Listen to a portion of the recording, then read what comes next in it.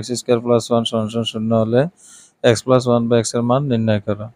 এই সমস্ত অঙ্ক করার ক্ষেত্রে প্রথমে লিখবে দেওয়া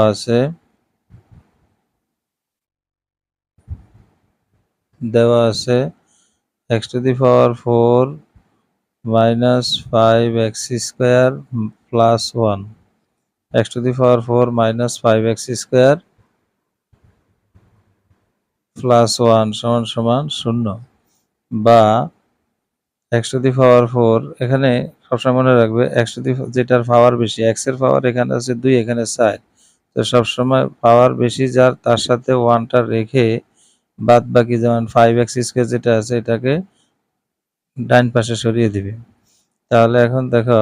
এই যে এখানে যে এক্স স্কোয়ার আছে এই এক্স স্কোয়ারটা এই পাশে নিয়ে আসলে আমরা এভাবে লিখতে পারি x to the power 4 plus 1 divided by x square সমান সমান 5, বা আমরা লিখতে পারি এখানে দেখো x টু দি পাওয়ার 4 আছে, তো আমরা এখানে এই x টু দি পাওয়ার 4 কে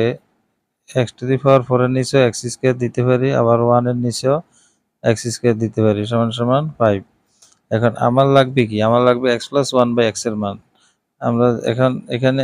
x টু দি পাওয়ার 4 যেটা আছে তার ভিতরে কিন্তু এক্স স্কোয়ার দুইটা আছে, একটা কাটা গেলে একটা থাকবে, আর 1 বাই এক্স স্কোয়ার সমান সমান 5। আমার লাগবে যেহেতু x প্লাস 1 বাই x, তাহলে আমি এখানে লিখতে পারি x plus 1 by x whole square, এখানে প্লাস থাকলে বাইরে মাইনাস হবে, 2 into x into 1 by x সমান সমান 5। আমার এখানে দেখো x প্লাস 1 বাই x